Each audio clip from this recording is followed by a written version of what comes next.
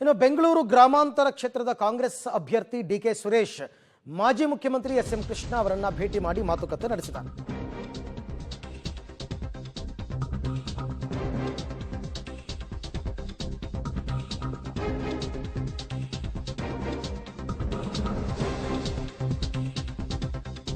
CM SM. Krishna ಅವರನ್ನ ಭೇಟಿ ಮಾಡಿದ್ದಾರೆ ಡಿಕೆ ಸುರೇಶ್. ಸದಾಶಿವನಗರದ ಅವರ ಎಸ್.ಎಂ.ಕೆ ನಿವಾಸದಲ್ಲಿ ಭೇಟಿ ಮಾಡಿ ಚರ್ಚೆಯನ್ನ ಮಾಡಿದ್ದಾರೆ. ಚುನಾವಣೆಯಲ್ಲಿ ಬೆಂಬಲವನ್ನು ಕೋರಿದ್ದಾರೆ ಸಂಸದ ಡಿಕೆ ಸುರೇಶ್. ಬಳಿಕ ಎಸ್.ಎಂ.ಕೆ ದಂಪತಿಯ ಆಶೀರ್ವಾದವನ್ನು ಪಡೆದಿದ್ದಾರೆ. ಸೊ ಒಂದು ಕಡೆ ಡಿಕೆ ಸುರೇಶ್ ನಿನ್ನೆ ಅಷ್ಟೇ ನಾಮಿನೇಷನ್ ಫೈಲ್ ಮಾಡಿದ್ದಾರೆ.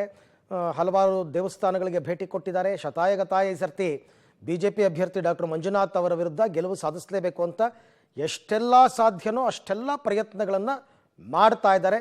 ಯಾವ ಸಣ್ಣ ಅವಕಾಶ ಸಿಕ್ಕಿದ್ರೂ ಬಿಡ್ತಾ ಇಲ್ಲ. ಸಣ್ಣ ಲೀಡರ್ ಆದರೂ ಪರವಾಗಿಲ್ಲ, ಅವ್ರನ್ನ ಪಕ್ಷಕ್ಕೆ ಕರ್ಕೊಳ್ಳೋದು, ಅವರನ್ನ ವಿಶ್ವಾಸಕ್ಕೆ ತಗೊಳ್ಳೋದು, ದೊಡ್ಡ ದೊಡ್ಡ ನಾಯಕರನ್ನ ಭೇಟಿಯಾಗೋದು, ಅವರನ್ನು ವಿಶ್ವಾಸಕ್ಕೆ ತಗೊಳ್ಳೋದು, ಈ ಎಲ್ಲ ಕೆಲಸ ಕಾರ್ಯಗಳನ್ನು ಮಾಡ್ತಾ ಇದ್ದಾರೆ.